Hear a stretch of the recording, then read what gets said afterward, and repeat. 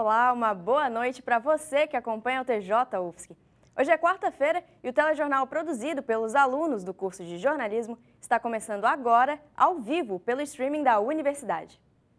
Vamos começar o nosso telejornal de hoje falando sobre o congresso da Associação Catarinense de Emissoras de Rádio e Televisão, que aconteceu durante essa semana no Costão do Santinho Resort.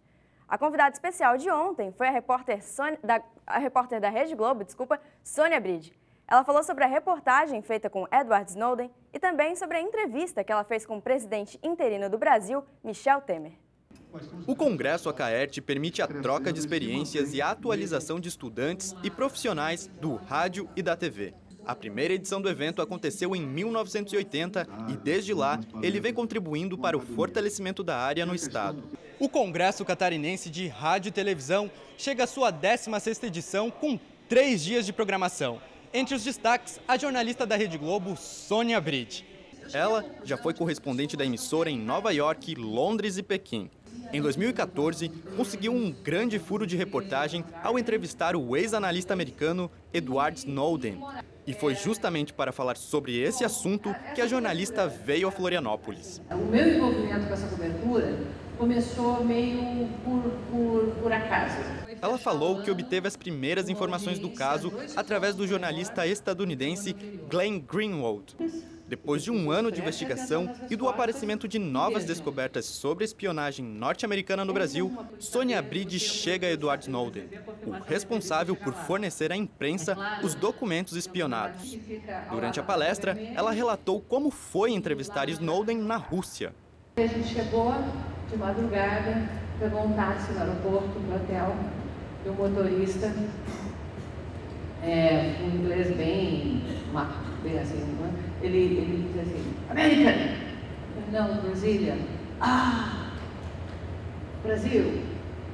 Tem uma mulher presidente. Isso. Rússia. Isso. Os americanos espionam ela. Aí eu pensei, gente, qual é a possibilidade de eu cruzar metade do planeta e receber de volta a notícia que eu dei lá? Eu abri a porta de cara com a cara mais divulgada no mundo, e ele assim, bem calminho, assim, hi, I'm Ed. Falei, entra aí, cara. A jornalista acredita que a sorte é um dos principais fatores para se conseguir um furo de reportagem, mas que a dedicação ao trabalho também leva a boas pautas.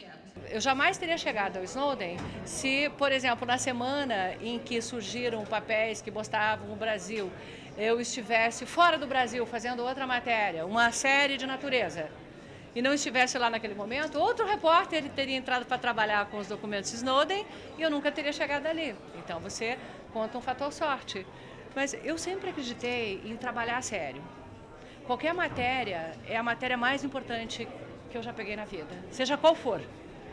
Então, eu acho que se a gente tem essa consistência, mais cedo ou mais tarde, acaba sendo reconhecida. No evento, ela ainda comentou sobre a entrevista exclusiva com o presidente interino Michel Temer, divulgada no domingo, dia 15 de maio, no programa Fantástico da Rede Globo. A maior pressão que um jornalista tem numa hora dessa é a pressão que vem daqui, de você fazer um trabalho que seja justo, correto, e eu digo justo não só com o entrevistado, mas também com o entrevistado, com as pessoas que estão ouvindo, com a situação do país, com todos os lados envolvidos, que seja uma coisa correta. Bom, e se você não sabe, a Sônia Bride é formada em jornalismo pela UFSC e ela conversou com a equipe do TJ sobre os tempos de universidade. Nós perguntamos: que lembrança será que ela guarda da época que estudava aqui na UFSC? São lembranças incríveis, assim, de lições de como você escrever um texto. Eu me lembro dos esporros que eu tomava do esgoto, eu me lembro das discussões todas. eu guardo com uma lembrança especialmente boa as reuniões do conselho do curso. Era um tempo em que cada vez que um professor ia sair para fazer um mestrado, cada decisão do curso era tomada de uma maneira muito democrática entre os alunos, os funcionários e os professores. Assim, a maneira como os professores sempre falavam para a gente desconfiar das coisas, questionar, né? Por que está rolando assim? Por que está rolando assado? Né? O jornalismo ele tem que ser um exercício de desconfiança diária, né?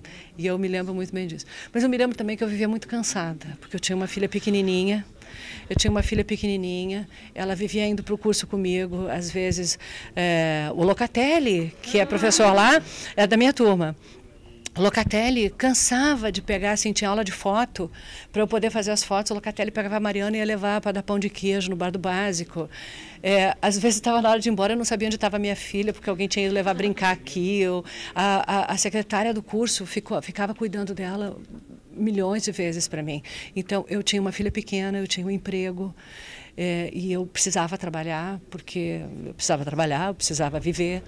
Então, assim, eu me lembro desse período do curso, eu vivia com os trabalhos atrasados, porque eu viajava muito, chegou um momento que eu já fazia Jornal Nacional, então eu viajava o estado inteiro e estava com o trabalho atrasado.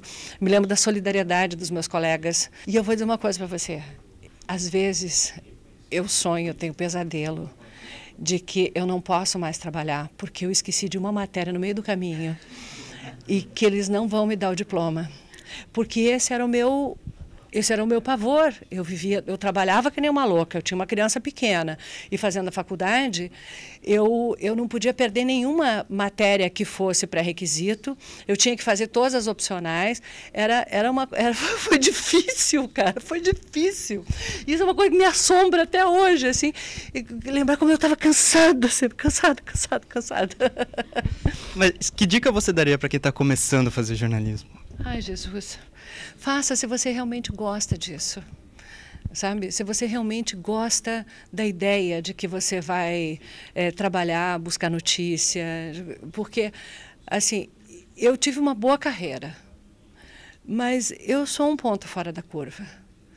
Assim, o jornalismo é uma profissão que é dura, que você trabalha loucamente, os salários não são bons, no geral. Você faz um bom trabalho e você é atacado. Você faz é um trabalho difícil, e são poucos os que têm pelo menos um bom salário em troca. Então, faça se você tem amor por isso. Não faça esperando que vai trabalhar na televisão e tal.